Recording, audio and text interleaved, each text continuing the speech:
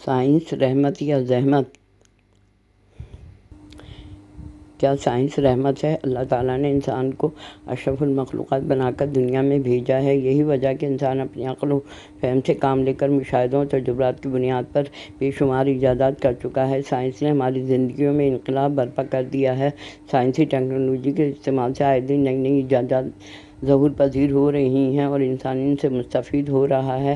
آج ہواؤں کے ساتھ فضاؤں میں اور سمندر کی گہرائیوں میں بھی سفر کر سکتے ہیں۔ ریڈیو، ٹیلی فون، موبائل فون، ٹیلی ویژن، ایئر کنڈیشن، ریفریجریٹر، جدید کاریں، ہوائی جہاز، جیٹ، طیارے، مواصلاتی طیارے، ہمارے جدید کیمرے، فلمیں، انٹرنیٹ، کمپیوٹر، جدید طبی آلات و مشین جن سے ہماری بیماریوں کا پتہ چلانے اور علاج میں سہولتیں پیدا ہو گئی ہیں۔ طب کے شعبے میں جدید مشینیں، X ray machine, CT scan, ultrasound, E C G مشینیں اور کیمو تھراپی اور گاما ریز سے کینسر جیسے موذی مرض کا علاج، ہزاروں طبی آلات جن کی مدد سے بیماریوں کی تشخیص اور علاج میں مدد مل رہی ہے۔ کمپیوٹر کے ذریعے آپریشن، لیزر شعاع، آنکھوں کی بیماریوں اور بینائی کی واپسی، انسانی اعضاء کی پیوند کاری جیسے شعبوں میں جدید سائنسی ٹیکنالوجی کا استعمال کیا جا رہا ہے۔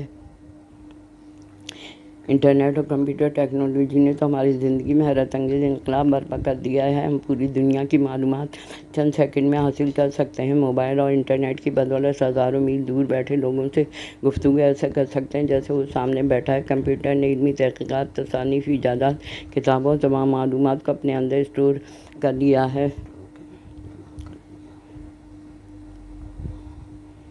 ہم جب چاہیں ڈاؤن لوڈ کر سکتے ہیں۔ تعلیم میں طالب علموں کی رہنمائی کے علاوہ آن لائن کلاسز حاصل کر سکتے ہیں۔ شعبہ چاہے کوئی بھی ہو، اکاؤنٹ، تجارت، بینکنگ، حساب کتاب، لین دین میں مدد لے سکتے ہیں۔ سائنسی ترقی نے زراعت میں بھی انقلاب آ گیا ہے۔ مصنوعی کھاد، مصنوعی بارشیں، جدید آلات سے کاشتکاری سے زیادہ اناج پیدا کیا جا سکتا ہے۔ آج بجلی سے چلنے والے ہزاروں مشینیں اتنا کام کم وقت میں کر دیتی ہیں جتنا ہزاروں مزدور کئی ماہ میں انجام دے پائیں۔ کیا سائنس زحمت ہے؟ جہاں سائنس انسانوں کے لیے رحمت کا باعث بنی ہے، وہیں اس کے بے شمار نقصانات بھی ہیں۔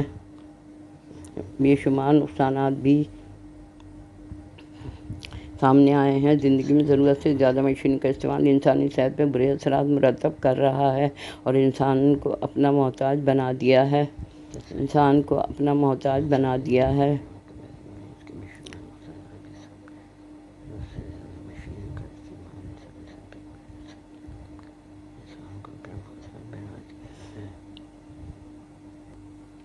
ماحول پر گاڑیوں اور کارخانوں کی مشینوں سے نکلنے والے دھوئیں نے شہروں کو فضائی آلودگی میں مبتلا کر دیا ہے اور انسان دمہ، پھیپھڑوں کے امراض کے ساتھ صاف ہوا اور آکسیجن کو ترس گیا ہے۔ کارخانوں کا کیمیکل زدہ فضلہ سمندر اور دریاؤں کو آلودہ کر رہا ہے اور پینے کے صاف پانی کی فراہمی ناممکن ہوتی جا رہی ہے۔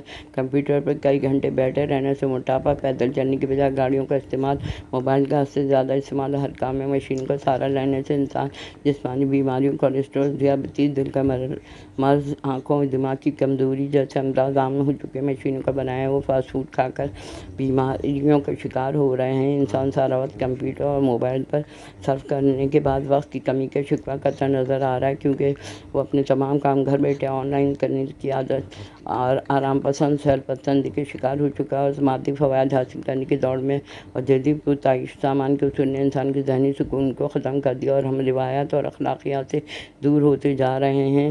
سائنسی یا ایٹمی ٹیکنالوجی نے ہماری زندگی میں سب سے بڑی پریشانی لے کر آئی ہے جب انسانوں نے اپنی اور اپنے ملک کی حفاظت کے لیے کئی خطرناک بم ایجاد کر لیے جن میں ہائیڈروجن بم، ایٹم بم